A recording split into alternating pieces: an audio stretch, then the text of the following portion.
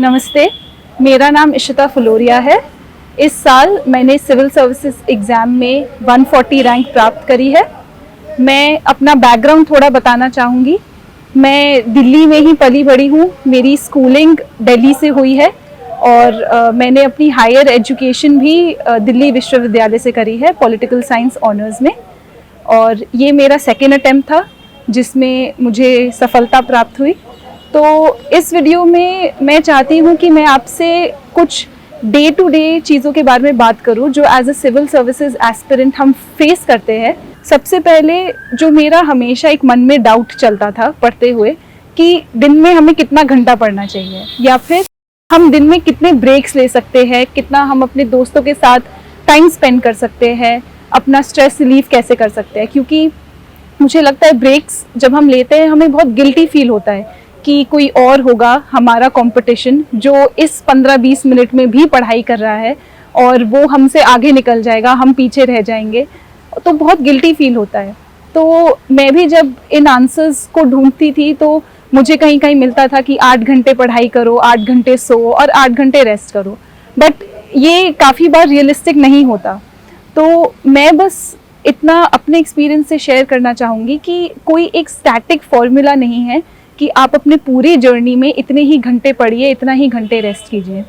जब मैंने शुरू किया था पढ़ना तब मैंने अपने सेकेंड ईयर ऑफ कॉलेज में किया था, तो उस वक्त मेरी एज भी नहीं थी, मैं 21 साल की भी नहीं थी। तो मैं थोड़ा कम 4-5 घंटे पढ़ती थी और भी चीज़ों पर ध्यान देती थी, कॉलेज की पढ़ाई भी करती थी। पर फिर जैसे जैसे मेरा पहला अटेम्प्ट आने लगा 2022 में, तब मैंने बहुत ही ज़्यादा जोश से पढ़ाई करनी शुरू कर दी। दिन के मैं 10-11 घंटे पढ़ती थी। फिर मुझे रियलाइज़ हुआ कि 10-11 घंटे पढ़ने का मतलब ये भी होता है कि आप सो नहीं रहे हो, आप किसी से मिल नहीं रहे हो, आपका पढ़ाई के अलावा किसी चीज़ में ध्यान नहीं है। तो मुझे ये भी फील होने लगा कि ऐसे हम नहीं रह सकते for a long term period, क्योंकि जैसे बोला जाता है यूपीएससी की पढ़ाई एक मैराथन है, आपको लॉन्ग टर्म में सस्टेन करनी है, तो ये लॉन्ग टर्म में सस्टेन नहीं की जा सकती। तो मैंने अपने गोल्स कम किए, मैंने अपने पढ़ने के घंटे कम किए और मैंने ट्राई किया मैं कुछ हॉबीज़ पिकअप करूं। जैसे मैं गिटार बजाती हूं, तो मैं गिटार मैंने बजाना शुरू किया। कभी कभी बीच में मैं खेलने चली जाती थी, ऑल्दो रेगुलर ज़्यादा नहीं होता था। बट फिर जैसे जैसे प्रीलिम्स पास आने लगे मैंने अपने स्टडी आवर्स बढ़ा दिए और मेंस के लिए भी मैंने स्टडी आवर्स हाई ही रखे। तो मेरे कहने का ये मतलब है कि कोई एक फिक्स फॉर्मूला नहीं है कि आप इतने ही घंटे पढ़िए। कभी कभी पढ़ने का मन नहीं करता। मेंस के पहले कुछ ऐसे भी दिन थे जिसमें मैं सिर्फ 5-6 घंटे ही पढ़ पाती थी, उसके बाद मुझ में पढ़ने की हिम्मत ही नहीं होती थी। कुछ दिन मैं 8-9 घंटे तक चली जाती थी। तो वो कम्प्लीटली आप पर है, आपकी मेंटल स्थिति भी कैसी है, क्योंकि आप कंटिन्यूसली अगर आप 12 घंटे भी पढ़ रहे हैं तो उसमें आपकी एक्चुअल प्रोडक्टिविटी कितनी आ रही है वो भी देखना पड़ता है। तो इसका बेसिकली कोई एक फिक्स फॉर्मूला नहीं है, आप अपने हालातों को, अपनी सर्कमस्टांसेस, अपनी प्रेपरेशन को देखकर इसे डिसाइड कीजिए। सेकेंड पॉइंट मैं ये बोलना चाहूँगी कि हम जो स्ट्रेस लेते हैं इस एग्ज़ाम को लेकर कि अगेन जो मेरे पिछले पॉइंट से रिलेटेड है कि हमें कितना घंटे पढ़ना है, हम क्या अपने हॉबीज़ को टाइम दे रहे हैं, हम क्या सोने को प्रायोरिटाइज कर रहे हैं कि नहीं। तो मुझे लगता है कि स्पेशली प्रीलिम्स, क्योंकि आपके पास टाइम कम होता है और आपको 100 क्वेश्चंस करने होते हैं, तो आपको प्रीलिम्स वाले दिन स्ट्रेस फ्री रहना होता है। बट अगर आप प्रीलिम्स से 2 महीने पहले हर रोज़ स्ट्रेस ले रहे हैं तो आप ये एक्सपेक्टेशन मत रखिए कि प्रीलिम्स वाले दिन सडनली आपका स्ट्रेस चला जाएगा। तो कोशिश कीजिए प्रीलिम्स से 2 महीने पहले आप पूरी नींद लीजिए, 2 महीने पहले से करना शुरू कर दीजिए, तभी जाकर आपकी एक हैबिट बनेगी और आप प्रीलिम्स वाले दिन थोड़ा स्ट्रेस फ्री होंगे। और एक और बात है कि आप जितना इस एग्ज़ाम को अपने दिमाग में हाइप अप करेंगे उतना ज़्यादा ये आपके लिए चैलेंजिंग लगेगा। आप जितना इस एग्ज़ाम को बड़ा बनाएंगे उतना ये आपको डराएगा। ये एग्ज़ाम मुश्किल है, ये मैं मना नहीं कर रही, बट अगर आप अपने आप को कन्विंस कर देंगे कि ये मुश्किल है और ये मुझसे नहीं होगा, तो हो सकता है कि वो सच बन जाए। मैं अपना मैंने एक स्टोरी सुनी थी एक और एस्पिरेंट की, जिन्होंने अपनी एक्सपीरियंस शेयर किया था कि 2010, 11, 12, 13 इस टाइम पर उन्होंने कंटिन्यूसली 5-6 प्रीलिम्स निकाले थे और वो भी हर प्रीलिम्स उन्होंने क्लियर करा था और कुछ कुछ प्रीलिम्स में उन्होंने फॉरेस्ट सर्विस का भी कट ऑफ प्राप्त किया था। तो ये एक तो पहले सबसे पहले ये वो टाइम था जब प्रीलिम्स का पैटर्न बदल रहा था, बीच में सीसैट इंट्रोड्यूस हुआ था, 1-2 और चेंजेस आए थे। इन सब के बावजूद उन्होंने हर साल प्रीलिम्स निकाले। तो जब मैंने ये उनकी स्टोरी सुनी तो मुझे लगा कि अगर ये कर सकते हैं और वो भी ऐसे टाइम पर जब पैटर्न बदल रहा था एग्जाम का, तो मैं क्यों नहीं कर सकती।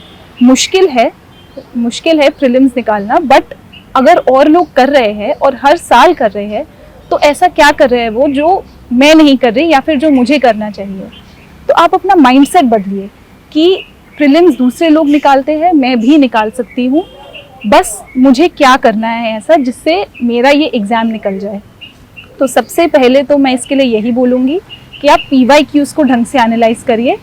ये अगर आप कर चुके हैं और इसका रिजल्ट नहीं आ रहा तो मैं ये मानती हूँ कि आप कुछ गलत कर रहे हैं और क्या आप अपना उसको कोर्स करेक्ट कीजिए। आप और स्ट्रैटेजीज देखिए कि किस तरीके से PYQs एनालाइज हुए जा सकते हैं और हो सकता है कि आप फाइनली किसी सही मार्ग पर चलकर उसका एक्चुअली में रिजल्ट प्राप्त कर सके, क्योंकि मुझे बहुत ही बेनिफिट हुआ था PYQs को एनालाइज करके। थर्ड, मैं आपको ये रियलिटी बताना चाहूँगी कि ऐसा कोई भी एस्पिरेंट नहीं है, ऐसा कोई भी कैंडिडेट नहीं है जिन्होंने सब कुछ किया हो इस एग्ज़ाम में। सब कुछ का मतलब अपना ऑप्शनल सबसे बढ़िया तरीके से किया हो, GS एकदम बढ़िया से किया हो, प्रीलिम्स की तैयारी बढ़िया से करी हो, CSAT एकदम बढ़िया से करी हो। कहीं ना कहीं कुछ ना कुछ रह जाता है, क्योंकि इस एग्ज़ाम का सिलेबस ही इतना बड़ा है कि अगर आप प्रायोरिटाइज नहीं करेंगे तो ये आपका एग्ज़ाम नहीं ख़त्म हो पाएगा, आपका सिलेबस नहीं ख़त्म हो पाएगा। एक 80-20 प्रिंसिपल है कि आपके 80% कॉन्सिक्वेंसेस जो है सिर्फ 20% कॉजेज से आते हैं। ये मैं बहुत स्ट्रांगली मानती हूँ कि ये आपके UPSC के सिविल सर्विसेज एग्ज़ाम में भी अप्लाई होता है। आपके सिलेबस के कुछ ऐसे सब्जेक्ट्स हैं जो दूसरे सब्जेक्ट से ज़्यादा इम्पॉर्टेंट है और उन इम्पॉर्टेंट सब्जेक्ट्स में भी कुछ ऐसे टॉपिक्स हैं जो दूसरे टॉपिक से ज़्यादा इम्पॉर्टेंट है। एक इसका एग्जाम्पल मैं दूंगी कि प्रीलिम्स में जो प्रेसिडेंट और गवर्नर का सेक्शन है वो हमें बहुत इम्पॉर्टेंट लगता है और इम्पॉर्टेंट है, बट अगर आप देखें तो PYQs में 2010 से इन 2 टॉपिक से सिर्फ 4-5 क्वेश्चंस पूछे गए हैं। अगर आप पार्लियामेंट जैसा कोई टॉपिक देखिए तो उससे कम से कम 22-25 क्वेश्चंस पूछे गए हैं पिछले 10 साल में। तो क्लियरली एक टॉपिक दूसरे से ज़्यादा इम्पॉर्टेंट है, तो आपको प्रायोरिटाइज करना पड़ता है। कुछ टॉपिक्स आपके छूट जाएंगे प्रीलिम्स के लिए, कुछ आपकी करंट अफेयर्स कंपाइलेशंस छूट जाएंगी, बट आप उसे एक्सेप्ट कीजिए कि कोई नहीं कर सकता सब कुछ और आप भी नहीं कर सकते। आप भी इंसानों से कम्पीट कर रहे हैं, आप किसी कंप्यूटर से कम्पीट नहीं कर रहे हैं कि वो सब कुछ पढ़ के सब याद कर लेंगे। तो अपनी एक्सपेक्टेशंस रियलिस्टिक रखिए और ये एक्सेप्ट कीजिए कि आप सब नहीं कर पाएंगे, बट इम्पॉर्टेंट चीज़ें बिल्कुल नहीं छोड़नी है। चौथी रियलिटी मैं ये बताना चाहूँगी कि हर एस्पिरेंट अपने आप को डाउट करता है। प्रीलिम्स से पहले, मेन से पहले, इंटरव्यू से पहले भी मेरे मन में हमेशा ये डाउट रहता था कि हो सकता है इस साल ना निकले, तो मैं क्या कर सकती हूँ एज एन ऑल्टरनेटिव। मैंने अपना बैकअप प्लान रखा था कि मैं मास्टर्स की पढ़ाई करना चाहूँगी आफ्टर मेरा जो मेंस हो जाए 2023 का, उसके बाद मैं मास्टर्स को ज्वाइन करना चाहूँगी, क्योंकि मेरे दिमाग में भी डाउट था कि हो सकता है ये एग्ज़ाम निकले ना निकले, अनप्रेडिक्टेबिलिटी होती है, सब्जेक्टिविटी होती है, मेंस में, इंटरव्यू में भी सब्जेक्टिविटी होती है। तो ये डाउट रहता है, सबके दिमाग में रहता है, आपके दिमाग में भी रहता होगा। बस आपको इस डाउट को बड़ा नहीं बनने देना है। आपका ऑप्टिमिज्म हमेशा आपके डाउट को ओवरशैडो करना चाहिए। डाउट थोड़ा दिमाग में रहेगा, बट आपका ऑप्टिमिज्म ज़्यादा स्ट्रांग होना चाहिए कि नहीं, मेरा ये एग्ज़ाम निकलेगा। बैकअप प्लान होना चाहिए, बट आपका माइंड इतना क्लियर होना चाहिए कि इस साल तो मैं ये निकालूंगी ही।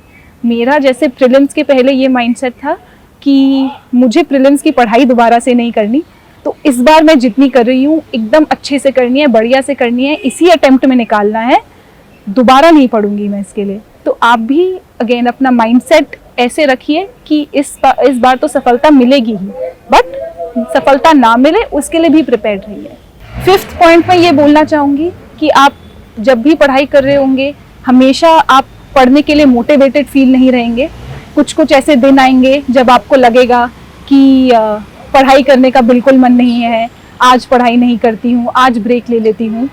एक दो दिन ये आप कर सकते हैं, बट ये जर्नी ऐसी है कि अगर आपने ज़्यादा लंबे ब्रेक्स ले लिए तो आप थोड़ा पीछे रह सकते हैं। तो इसलिए मैं ये बोलूँगी कि जिन दिन आपकी मोटिवेशन काम नहीं आएंगी उन दिन आपको अपनी आदतें और हैबिट्स बचाएंगी। तो आप जितना पढ़ाई को अपनी आदत बना सकते हो, अपने रूटीन का पार्ट बना लो कि अगर पढ़ाई इतनी तो करनी ही है थोड़ी, बाकी जब मोटिवेटेड फील ना हो रहा हो तब बेसिक आपको बेयर मिनिमम जितनी पढ़ाई हो पा रही है उतनी पढ़ाई कर सके। बट छोड़ना नहीं है इसको बीच में कि आज पढ़ाई करने का मन नहीं है, आज अपनी मन की सुन लेते हैं। ये ज़्यादा नहीं होना चाहिए वरना आपका सिलेबस रह जाएगा, ये एक सच्चाई है। 6th पॉइंट मैं बोलना चाहूँगी कि अभी हमारे लाइफ में प्रिपरेशन का स्ट्रेस है, बट एक दोबारा से रियलिटी जो आपको याद रखनी चाहिए कि आपका असली स्ट्रेस तब शुरू होगा जब आप सर्विस में अपॉइंट होंगे, क्योंकि सर्विस की चैलेंजेस इतनी हैं, आपके ऊपर बहुत बड़ा एक रिस्पॉन्सिबिलिटी, बहुत बड़ी रिस्पॉन्सिबिलिटी होगी, आपको बहुत इम्पॉर्टेंट डिसीजंस बनाने होंगे, तो आपका रियल स्ट्रेस तब शुरू होगा। तो आप ये दिमाग में रख के चलिए कि आपको अभी से स्ट्रेस मैनेजमेंट की आदत डालनी पड़ेगी। अगर आप सिर्फ एग्ज़ाम की प्रिपरेशन से इतना स्ट्रेस हो रहे हैं कि आप कुछ और कर ही नहीं पा रहे, आप पढ़ नहीं पा रहे, आप का किसी और चीज़ में मन नहीं लग रहा, आपने अपने आप को सबसे सिक्लूड कर दिया है, तो फिर जब आप फाइनली सर्विस में अपॉइंट होंगे तब आप वो स्ट्रेस कैसे मैनेज करेंगे? तो ये एक सवाल अपने खुद से, अपने आप से पूछिए और ट्राई करिए जितना हो सके आप अपना ये स्ट्रेस अंडर कंट्रोल रख सके। बहुत टेक्निक्स होती है स्ट्रेस मैनेजमेंट की, यूट्यूब पे भी बहुत वीडियोस है, हमें भी बहुत चीज़ें कल्चर के थ्रू पता है, जैसे योगा, मेडिटेशन, सिंगिंग, डांसिंग, जो आपको करना है आप कीजिए, बट ये स्ट्रेस अभी से आपको कंट्रोल रखने की आदत डालनी पड़ेगी। 7th पॉइंट मैं बोलना चाहूँगी स्पेशली उन लोगों के लिए जिन्होंने अभी अभी ये जर्नी स्टार्ट करी है। आपको हो सकता है 6 महीने हुए हो, 1 साल हुए हो इस प्रिपरेशन को लेकर, तो मैं ये बोलना चाहूँगी कि टाइम के साथ, समय के साथ ये जर्नी आपकी रिलेटिवली ईजी हो जाएगी। आसान नहीं होगी पर थोड़ी और आसान हो जाएगी। आप ये सोचिए, अगर आपने ज़िंदगी में कोई भी न्यू स्किल कभी सीखी हो, चाहे गाड़ी चलाना हो, खाना बनाना हो, कोई इंस्ट्रूमेंट बजाना आपने सीखा हो, या फिर आपने वर्कआउट करना सीखा हो जिसमें आपको अलग अलग एक्सरसाइजेज सीखनी पड़ रही हैं, तो आपको ये पता होगा कि शुरू में सब कुछ बहुत ज़्यादा लगता है। ड्राइविंग का मैं एग्जाम्पल लूँ तो आपको सड़क पे भी ध्यान रखना है, आपको शीशों पर भी ध्यान रखना है, आपको अपनी स्पीड पर ध्यान रखना है। तो शुरू में सब कुछ एक साथ बहुत ओवरवेलमिंग लगता है, बट टाइम के साथ ये आपकी हैबिट बन जाती है, थोड़ा आसान हो जाता है। मुश्किलें फिर भी आती हैं बट थोड़ा आसान हो जाता है। तो आपको खुद पर भरोसा रखना पड़ेगा, अपने फ्यूचर सेल्फ पे भरोसा रखना पड़ेगा कि अगर आप कंसिस्टेंटली पढ़ाई करेंगे, कंसिस्टेंटली आप आंसर राइटिंग प्रैक्टिस करेंगे तो ये आसान हो जाएगा, ये बेटर हो जाएगा। बस आपको ये शुरू का फेज़ ओवरकम करना है जहाँ पर आपको लग रहा है कि मुझसे कैसे होगा ये सब कुछ, क्योंकि ये शुरू में इतना बड़ा सिलेबस, इतने सारे सब्जेक्ट्स बहुत ही आपको पहाड़ जैसे लगते हैं, बट धीरे धीरे आप करेंगे तो क्लियर हो जाएगा। लास्ट पॉइंट मैं ये बोलना चाहूँगी कि एज एस्पिरेंट्स 2-2.5 साल पढ़ने के बाद भी कभी कभी ऐसा रियलाइज़ होता है कि हम ढंग से नहीं पढ़ रहे हैं। इतने साल पढ़ने के बाद, स्कूल में, कॉलेज में पढ़ने के बाद भी हम ढंग से रिवाइज़ नहीं करते हैं। तो रिवीजन कैसे करना है ये बहुत ही ज़रूरी है इस एग्ज़ाम को क्लियर करने के लिए। मेरे फर्स्ट अटेम्प्ट से पहले मैं बस किताब पढ़ती थी, अंडरलाइन करती थी, पढ़ने के बाद एक टेस्ट देती थी, उसमें मेरे मार्क्स नहीं आते थे, और मार्क्स भी नहीं आते थे, ऐसे क्वेश्चन मुझसे सॉल्व नहीं हो पाते थे जो मैंने बस अभी 1 घंटा 2 घंटे पहले जो मैंने टॉपिक्स पढ़े हैं उन टॉपिक्स पे मुझसे क्वेश्चंस नहीं सॉल्व हो पाते थे।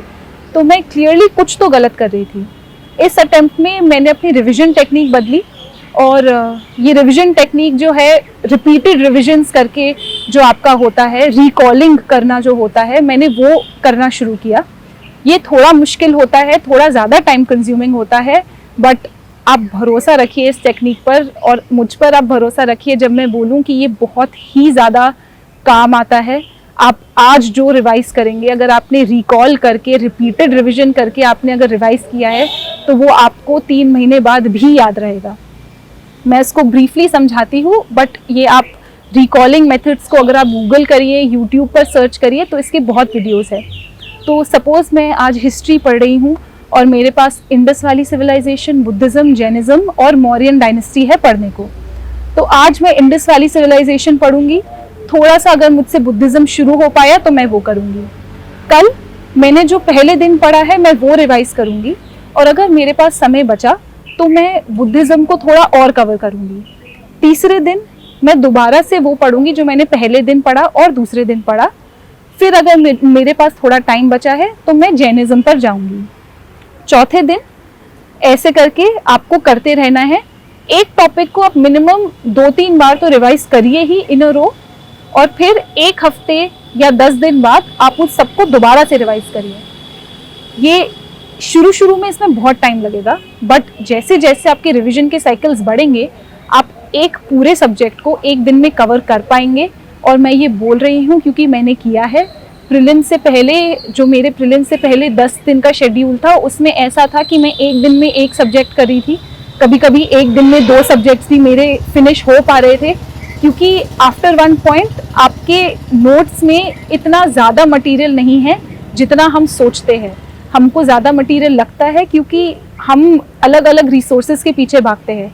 अगर आप सिर्फ अपने नोट्स पर फोकस कीजिए और अगर आप सिर्फ रिविजन करिए, स्पेशली प्रीलिम्स से 2 महीने पहले, तो आपका टास्क बहुत इजी हो जाएगा। आपको एक्चुअली में चीज़ याद रहेंगी और आपका फाइनली रिविजन का लोड बहुत कम हो जाएगा। तो ये मेरे पर्सनल एक्सपीरियंस से मैं बता रही हूँ। हो सकता है किसी और का एक्सपीरियंस अलग रहा हो, बट मैं पर्सनली इसको एंडोर्स कर सकती हूँ। लास्टली मैं बस आपको 3 ऐसी गलतियाँ बताना चाहूँगी जो आप अवॉइड करिए इस पूरे एग्ज़ाम में। सबसे पहली गलती है कि हम एग्ज़ाम, सिविल सर्विसेज एग्ज़ाम की जगह हम टेस्ट सीरीज़ के लिए प्रिपेयर करना शुरू करते हैं। इसका मतलब क्या है, हम टेस्ट सीरीज़ में हमारे कितने मार्क्स आ रहे हैं उसको हम बहुत ज़्यादा वेटेज दे देते हैं। टेस्ट सीरीज़ का पॉइंट ये होता है, प्रीलिम्स के लिए अगर टेस्ट सीरीज़ हो, वो आपके फाइनल एग्ज़ाम में आप पेपर को कैसे अप्रोच करोगे, आपकी स्ट्रैटेजी क्या होगी, कौन सा सब्जेक्ट वीक है, कौन सा सब्जेक्ट इतना वीक नहीं है, आपका वो होना चाहिए फोकस। आप ऐसे अपने टेस्ट्स को एनालाइज कीजिए, वो ज़्यादा बेनिफिट रहेगा।